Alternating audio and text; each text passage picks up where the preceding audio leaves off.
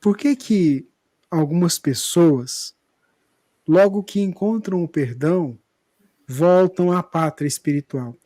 Parece óbvia a minha pergunta, mas tenho visto muitas histórias bem próximas a mim relacionadas a essa pergunta que ela colocou.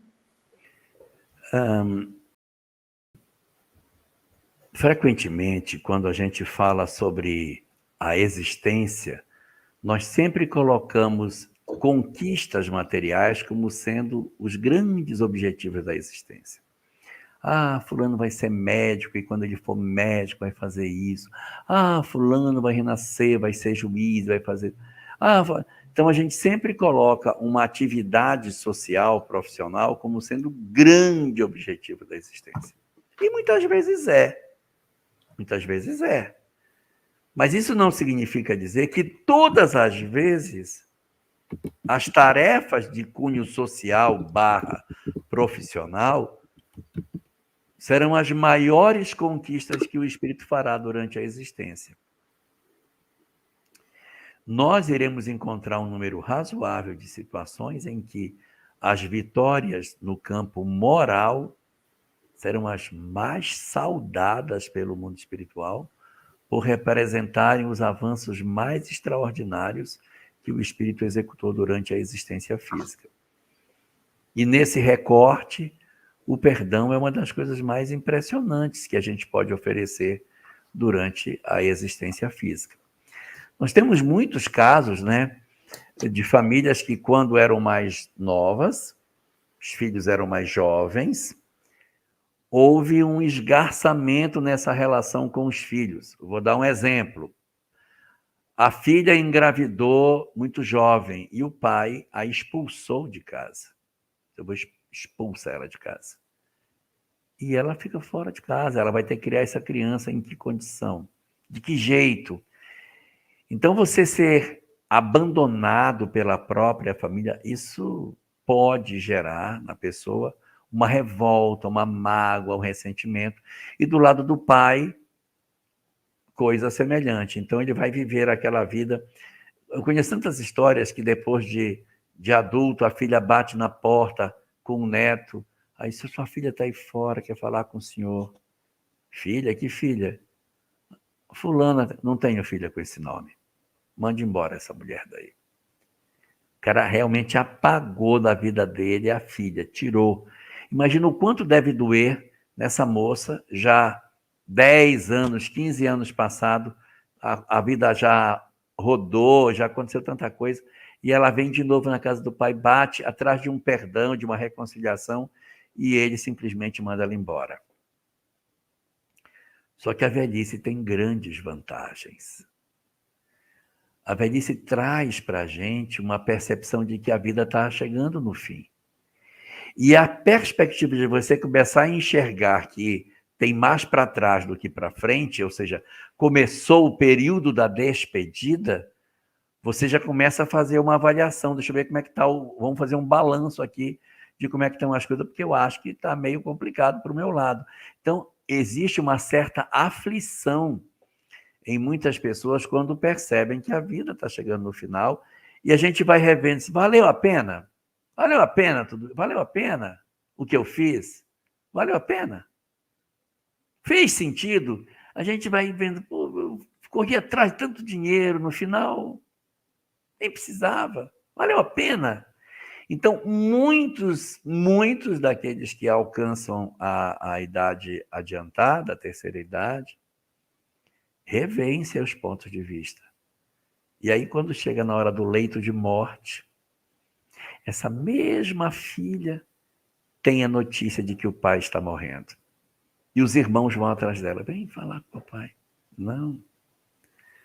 Ele me expulsou de casa. E quando meu filho tinha 10 anos, eu fui lá e ele me expulsou de novo. Eu não vou... Vem, faz o esforço. Vem. É bom para você. É terapêutico para você e é terapêutico para ele. Vem, vem. E aí eles têm esse encontro no final da existência, já no leito de morte, já às vezes com pouca facilidade para falar, e as reconciliações acontecem.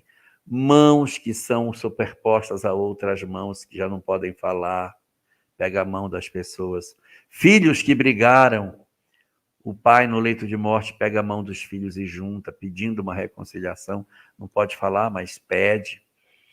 E isso é muito significativo. Pessoas que estão doentes e parece que ficam aguardando o parente chegar.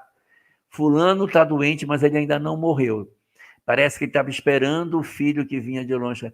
Fica se segurando, se segurando, se segurando, se segurando. Quando ele encontra o filho, que ele fala, que pede, entrega perdão, que há uma reconciliação, a alma tem aquela sensação de cumprir. Ela relaxa do ponto de vista emocional. É um fenômeno como se um alento de vida nos chamasse. Senhor, me dá um pouco mais para eu poder falar com ele. Depois que fala, começa a relaxar. Eu e a Sâmia conhecemos um caso de uma mulher que se reconciliou com o filho 14 dias antes da desencarnação dela. Eles eram brigados e quando faltava 14 dias eles se reconciliaram. E foi um momento lindo, eles se reconciliando e vivendo juntos esses últimos dias. A mãe desencarnou e, digamos assim, a ferida cicatrizou a partir desse momento. E a gente observa no filho mudanças muito significativas na conduta dele, porque é como se ele tivesse pacificado dentro dele questões que estavam em aberto. Então, esse fenômeno ele é comum, por quê? Porque existe essa necessidade. E aí entra um fator externo, chamado espiritualidade, que vem trazendo as... Quer comentar isso, Samia? Pode comentar. Está fechado.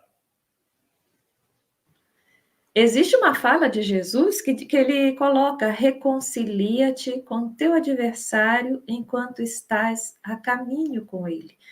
Então, isso não é só uma frase, isso está no inconsciente de todos nós. A necessidade que nós temos, que às vezes a gente abafa, de nos reconciliarmos. Nos reconciliarmos. A nossa consciência dói aqui, dói ali, daquelas coisas mal resolvidas com o outro, e a gente joga para baixo do tapete, mas ela fica pulsando, a gente não consegue ser feliz. Quando a gente entra no estágio de fragilidade, seja pela idade, seja pela doença, aquilo vem mais forte. E às vezes nós mesmo nos negamos a deixar, às vezes no leito de morte, nos negamos a permitir o desenlace, a largar aquele corpo, às vezes auxiliados pela espiritualidade, que era onde ela ia entrar, né, que movimenta para que as pessoas se reencontrem, aquele com que eu tenho algo mais resolvido, dê tempo de ele chegar até o meu leito de morte, para que a gente possa cumprir essa orientação de Jesus, nos reconciliarmos enquanto estamos a caminho. O que é estar a caminho? Caminhando junto. Aonde que nós estamos caminhando juntos? No renascimento na carne, na vida material. Então, isso que foi colocado aqui pela irmã, de que ela conhece pessoas que desencarnaram depois que receberam perdão.